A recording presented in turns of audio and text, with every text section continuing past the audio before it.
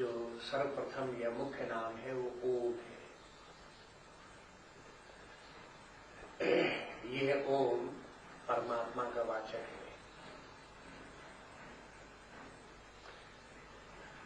परमात्मा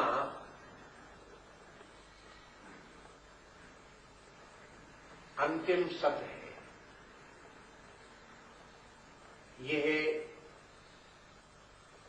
समस्त जगत का और समस्त जीवों का मूल कारण है। छांदोग्योपनिषद में देखते हैं कि ऋषि कहते हैं कि सदैव स्वमेदमग्र आसीत् एकमेवाद्वितीयम्, कि हे सौम्य, जब ये सब कुछ नहीं था, न जगत था, न हम और तुम सब थे, उस समय एकमात्र एक यही सब था। इसका तात्पर्य यह है कि जब और कुछ भी न हो तो भी इसका अस्तित्व रहता है। पूर्व काल में भी ये विद्यमान था और अब भी है, और कदाचित किसी समय ये समस्त जगत विनाश को प्राप्त हो जाए और लुप्त हो जाए तो भी यह यथावत विद्यमान रहेगा। इसलिए तीनों काल में इसके विद्यमान रहने के कारण से इसे सत कहते हैं। अपने शास्त्रों में सत की परिभाषा यही है जो तीनों काल में एक समान विद्यमान रहे, कभी उसका अभाव न हो, कभी उसका बाद न हो,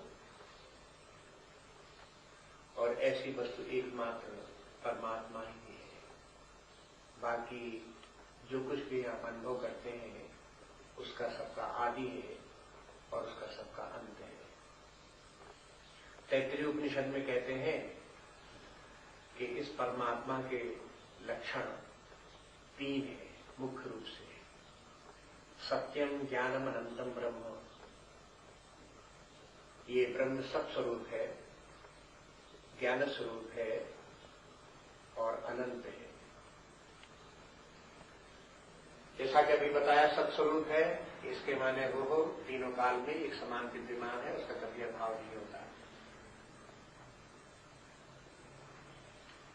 ज्ञान स्वरूप है, इसके के माने उसका लक्षण है चेतना, वो चेतना स्वरूप है।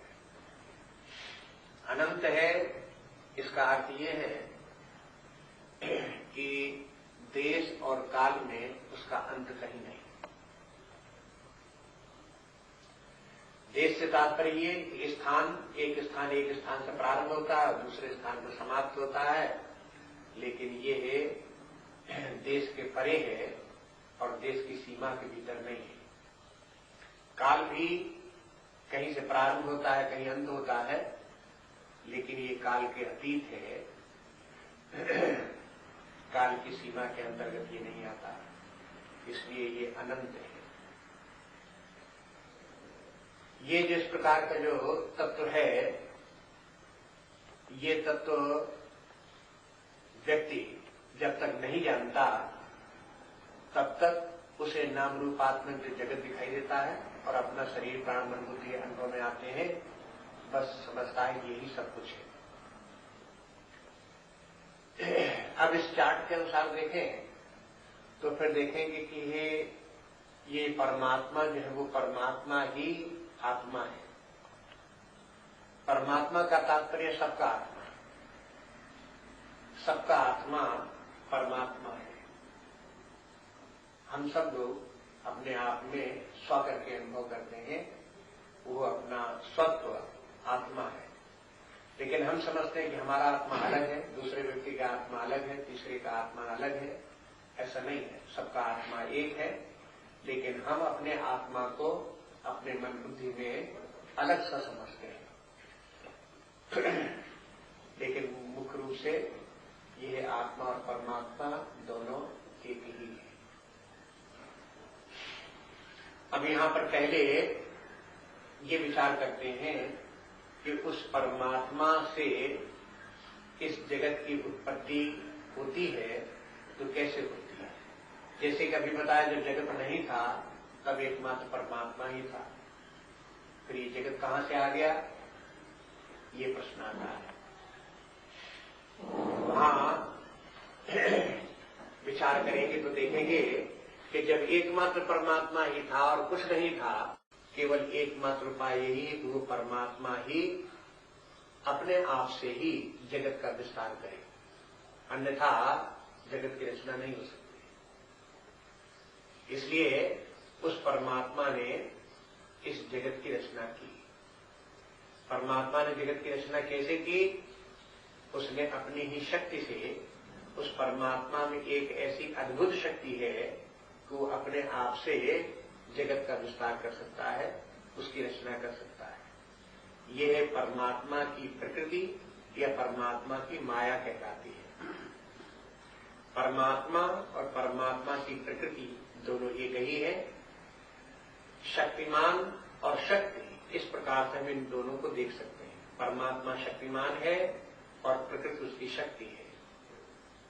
परमात्मा अपनी शक्ति का ही विस्तार करता है तो वो प्रकट रूप से होकर के, व्यक्त रूप धारण करके इंद्रिय गोचर जगत की रचना कर देती है। परमात्मा की प्रकृति है वो त्रिगुणात्मक है। सत्व, रजस और तमस, ये प्रकृति के 3 गुण हैं। यहां गुण से तात्पर्य नहीं कि अच्छाइयां हैं, उसकी कुछ वर्चूज है उसकी, ऐसा अर्थ नहीं है। परमात्मा की जो प्रकृति है उसके ये 3 लक्षण कहे जा सकते हैं। सत्वगुण परमात्मा में, उस प्रकृति में सत्व एक प्रकार की शक्ति है, रजस दूसरे प्रकार की शक्ति है और तमस तीसरे प्रकार की शक्ति है। बस प्रकृति की इन 3 प्रकार की शक्तियों से समस्त जगत का विस्तार होता है। समस्त रूप से जगत जैसे कि मानो ये हमारी व्यक्तिगत आत्मा है और ये प्रकृति जो है हमारी, जो है ये वासना, ये प्रकृति इस आत्मा की एक शक्ति है और वो सत्वगुणी, रजस और तमोगुणी हो।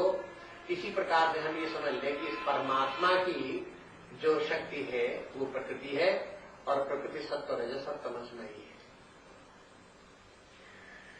ये सत्व, रजस और तमस परमात्मा की प्रेरणा से आपस में मिलते हैं तीनों, तो उनके मिलने से सूक्ष्म आकाश से पृथ्वी तक के 5 महाभूतों की उत्पत्ति होती है।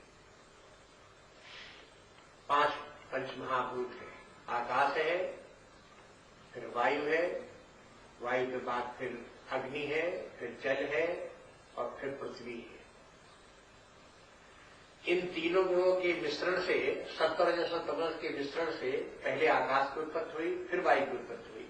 इस प्रकार से क्रम आगे चला है। तैत्तिरीय उपनिषद में कहते हैं कि देखो, सत्यं ज्ञानम अनंतम ब्रह्म तस्मात् वा एतस्मात् आत्मनः आकाशा संभूता।